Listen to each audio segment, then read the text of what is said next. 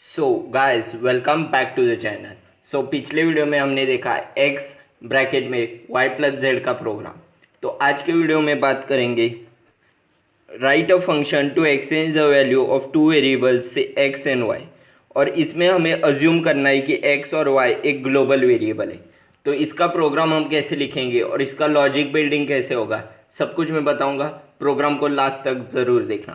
तो सबसे पहले जैसे हम हर बार करते हैं, दो हेडर फाइल्स इंक्लूड करेंगे, stdio.h और conio.h।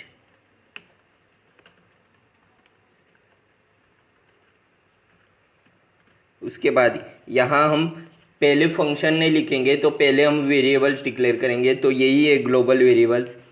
x is equal to 12, तो हमने वैल्यू पहले इनिशियलाइज कर लिए, x की 12 और y की 23 ऐसे वैल्यू इनिशियलाइज किए।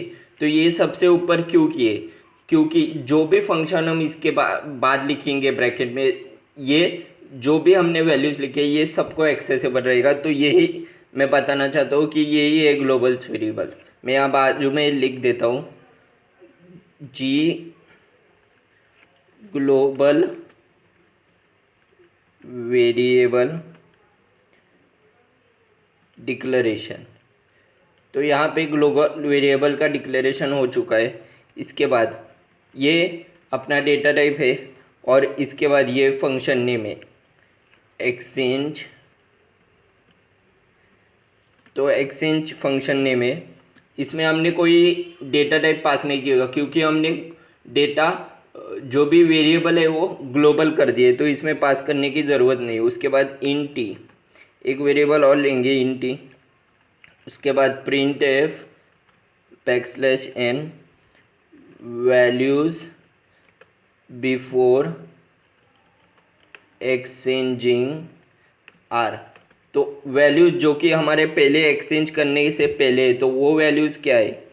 तो वो उसमें वैल्यूज था x is equal to percent d,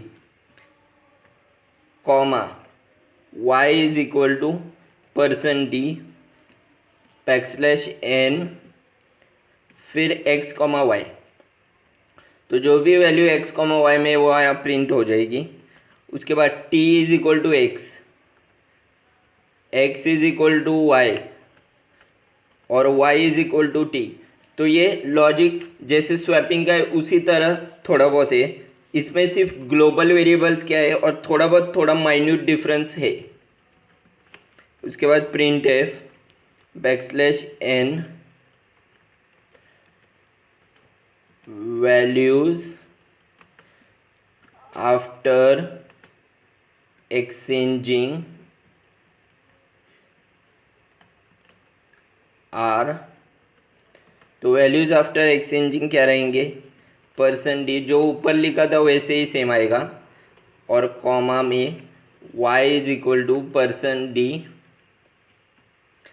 backslash N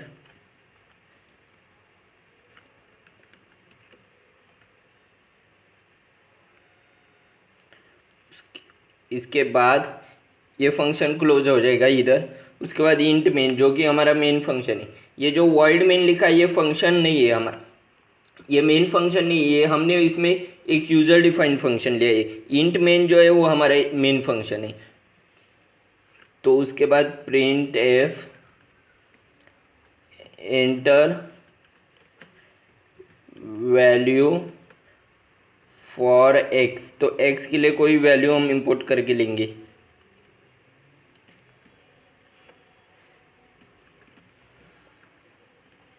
scanf percent d and percent x. तो एन परसेंट मतलब एड्रेस ऑफ एक्स। उसके बाद दूसरा क्या प्रिंट होगा? वाई की value, enter value for y. तो वाई में भी सेम तरीके से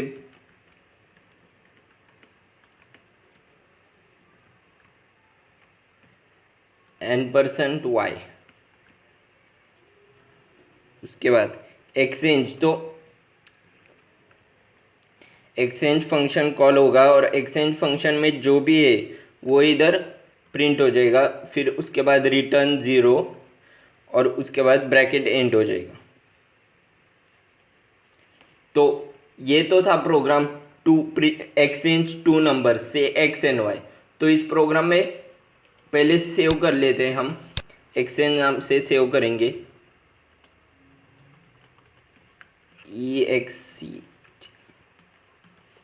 एक्सचेंज नाम से सेव किया।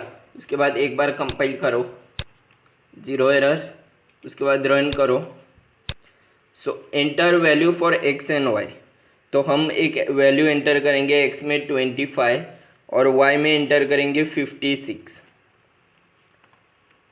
तो अभी इसका आउटपुट तो इधर आएगा नहीं, विंडोज़ में जाके आउटपुट सेक्शन में 25 और 56 the values before exchanging are 25 और 56, values after exchanging are x में 56 और वाई में 25। तो ये स्वैपिंग का ही प्रोग्राम है, लेकिन इसमें थोड़ा डिफरेंस है कि ग्लोबल वेरिएबल्स हमने डिक्लेयर कर लिए। तो अभी इधर हो रहा है क्या, इधर कोनियो तक आ गया। उसके बाद int x is equal to 12 और y इज इक्वल टू ये हमने ग्लोबल वेरिएबल डिक्लेयर कर ली।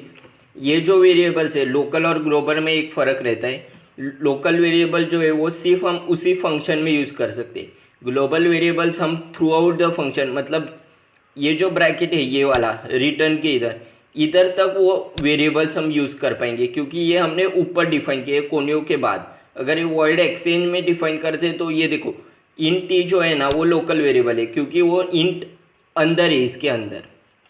तो ग्लोबल और लोकल में फ़र्क समझ, मैं यहाँ लिख देता हूँ लोकल वेरिएबल, मतलब आपको समझने में आसानी होगी कि ग्लोबल कौन सा है और लोकल कौन सा है।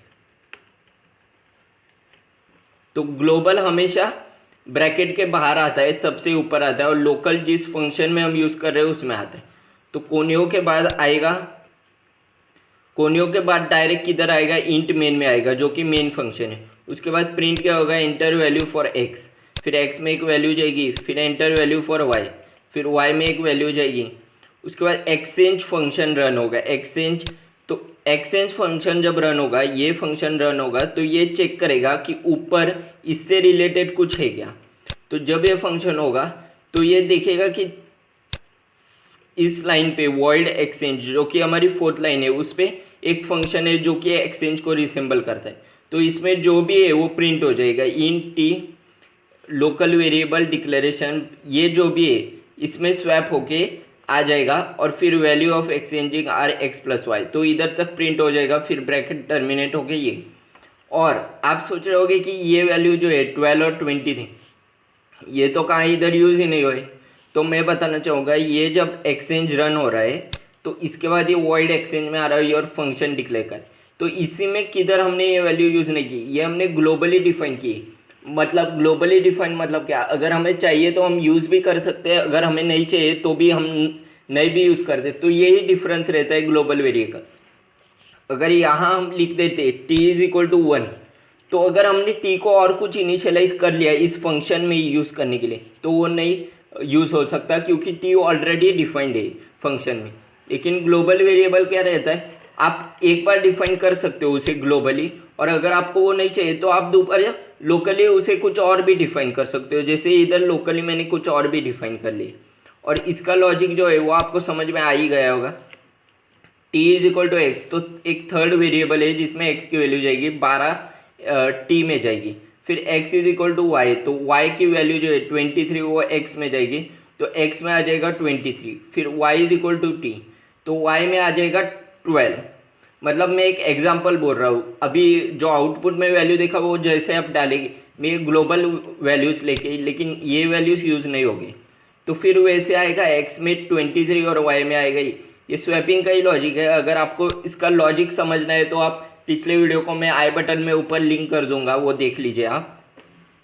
तो इधर \n से पहले हमने ये दिया है, तो इसकी वजह से थोड़ा प्रॉब्लम आ रहा है।